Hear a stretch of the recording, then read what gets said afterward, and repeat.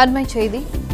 மகளிர் மசோதாவை எதிர்க்கட்சிகள் தோற்கடித்த நிலையில் பிரதமர் மோடி இன்று இரவு நாட்டு மக்களுக்கு 8:30 மணிக்கு உரையாற்ற உள்ளார். இதுகுறித்த கூடுதல் விவரங்களை எமது செய்தியாளர் ராஜகுமரன் வழங்க கேட்கலாம். வணக்கம் ராஜகுமரன், இதுகுறித்த கூடுதல் விவரங்கள்.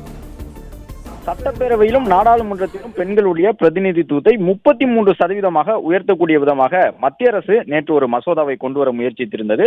ஆனால் போதுமான ஆதரவு எதிர்க்கட்சிகள் தரப்பிலிருந்து வழங்கப்படாத நிலையிலே மசோதா வெற்றிகரமாக நிறைவேற்றப்படவில்லை. இதன் காரணமாக பெண்களுக்கான அந்த பிரதிநிதித்துவத்தை அதிகரிக்கக்கூடிய வாய்ப்பு பறிபோய்விட்டதாக மத்திய அமைச்சர்கள் பலரும் குற்றம் சுமத்தி இருக்கின்றார்கள்.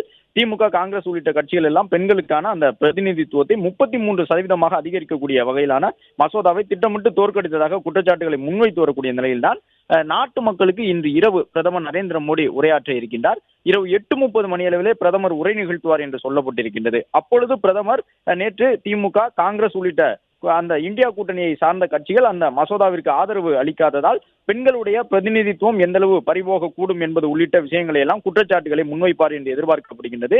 எதிர்க்கட்சிகளான இந்தியா கூட்டணி கட்சிகளை பொறுத்தவரை மகளிர் மசோதாவினுடைய பின்னணியிலே நாடாளுமன்ற தொகுதி மறுவரையை செய்வதற்கான திட்டம் இருந்தது. அதன் காரணமாகத்தான் அந்த மசோதாவிற்கு ஆதரவு அளிக்கவில்லை என்று தங்களுடைய கருத்துக்களை சொல்லியிருக்கின்றார்கள். எனவே இன்று இரவு பிரதமர் 8:30 மணிக்கு உரை நிகழ்த்தும் பொழுது அந்த மகளிருக்கான பிரதிநிதித்துவத்தை அதிகரிப்பதற்குரிய மசோதா நிறைவேற்றப்பட்டு அதன் தொடர்ச்சியாக நாடாளுமன்ற தொகுதிகள் மறுவரையறை செய்யப்பட்டிருந்தால் ஒவ்வொரு மாநிலத்திற்கும் சரிக்கு சமமாக எவ்வளவு தொகுதிகள் அதிகரித்திருக்கும். அதன் காரணமாக நாடாளுமன்ற உறுப்பினர்களுடைய எண்ணிக்கை அதிகரித்து வாக்காளர்களுக்கு பெரிய அளவில் சேவை செய்யக்கூடிய வாய்ப்புகள் இருக்கும் என்பதாக தங்களுடைய கருத்துக்களை மத்திய அரசின் சார்பில் பிரதமர் தெரிவிப்பார் என்று எதிர்பார்க்கப்படுகின்றது.